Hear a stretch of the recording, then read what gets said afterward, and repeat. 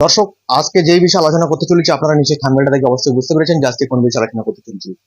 কাশেম সিদ্দিকী রাজনীতিতে আসার একটাই কারণ, কাশেম সিদ্দিকীর হিংসে হচ্ছে। হ্যাঁ, হিংসের আগুনই জ্বলছে কাশেম সিদ্দিকী।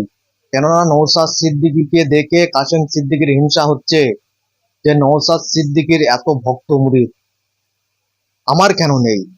হ্যাঁ, নওশাদ সিদ্দিকী ভাইজানকে দেখে কাশেম সিদ্দিকীর হিংসে আগুনে জ্বলছে দাউ দাউ দাউ দাউ করে। কেননা নওশাদ সিদ্দিকী যেখানেই যাচ্ছে লক্ষ লক্ষ মানুষ, কাশেম সিদ্দিকীর কেন লক্ষ লক্ষ মানুষ ভক্ত মুরিদ নেই? কাশেম সিদ্দিকীর এটা দেখে হিংসের আগুনে জ্বলছে। এই কাশেম সিদ্দিকী ভোটে দাঁড়াবে, আমি গ্যারান্টির সাথে বলে দিলাম। কাশেম সিদ্দিকী তৃণমূলে জয়েন করার একটাই কারণ, কাশেম সিদ্দিকী ভোটে দাঁড়াবে 2026-এ ভাঙড়ে। হ্যাঁ, ভাঙড়ে কাশেম সিদ্দিকী প্রার্থী হতে চলেছে তৃণমূলের নওশাদ সিদ্দিকীর বিরুদ্ধে। নওশাদ সিদ্দিকীকে হারানোর জন্য কাশেম সিদ্দিকীকে মমতা বন্দ্যোপাধ্যায় প্রার্থী করবে ভাঙড়ে। হ্যাঁ, কাশেম সিদ্দিকী এবার প্রার্থী হতে চলেছে ভাঙড়ে। এটা আমি দায়িত্ব নিয়ে বলবো যে কাশেম সিদ্দিকী ভাঙড়ে তৃণমূলের প্রার্থী হচ্ছে নওশাদ সিদ্দিকীর বিরুদ্ধে। কাশেম সিদ্দিকী এমনই একটি চিটিংবাজ মানুষ যে সাপের মুখেও চুমু খায়, ব্যাঙের মুখেও চুমু খায়। কখন কি বলে ঠিক নেই।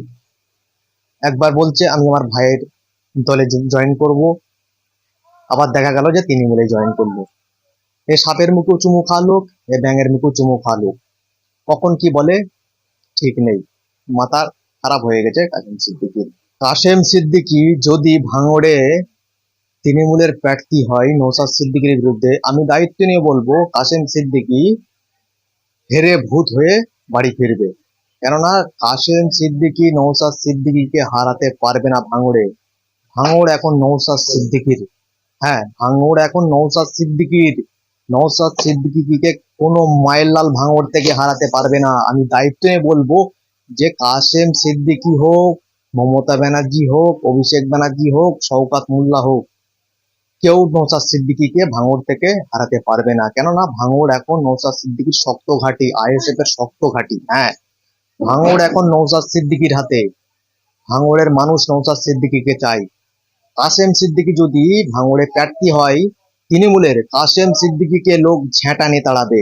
হ্যাঁ, কাশেম সিদ্দিকী যদি তৃণমূলের প্রার্থী হয় নওশাদ সিদ্দিকীর বিরুদ্ধে ভোটে দাঁড়ায়, কাশেম সিদ্দিকীকে মোড়ো ঝাঁটা নিয়ে ভাঙড়ের মানুষ তাড়াবে। আমি দায়িত্ব নিয়ে বলবো এটা। কেননা উনি একজন ভণ্ডপীর, উনি একজন ভণ্ডপীর।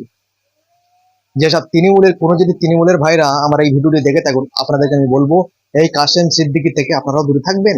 কেননা আপনাদেরকে বলেছিল যারা মুসলিম তৃণমূল, যারা মুসলমান তৃণমূল করে, হ্যাঁ, যেসব মুসলমানরা তৃণমূল করে তাদের জানাজার নামাজ পড়া যাবে না, এই কাশেম সিদ্দিকী বলেছিল। আপনারা হয়তো ভুলে যেতে পারেন, কিন্তু আমরা ভুলিনি।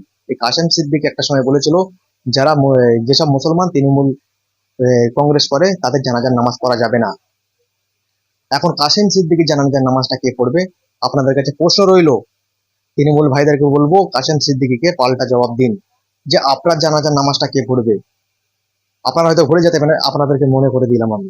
এই কাশেম সিদ্দিকীর বিরুদ্ধে তৃণমূল ভাইদেরকে বলবো আপনারাও গর্জে উঠুন। কেননা আপনাদেরকেও বলেছিল, এমনই একটা কথা বলেছিল এটা ধারণার বাইরে, খুবই খারাপ কথা বলেছিল। কিন্তু যে কাশেম সিদ্দিকী বলেছিল যে যারা মুসলমান, কোনো মুসলমান তৃণমূল যারা করে তাদের জানাজার নামাজ পড়া যাবে না। এটা কিন্তু একেবারে খুবই খারাপ কথা। আপনারা এর বিরুদ্ধে গর্জে উঠুন। আর কাশেম সিদ্দিকী বলবো আপনি ভাঙড়ে একবার দাঁড়ান।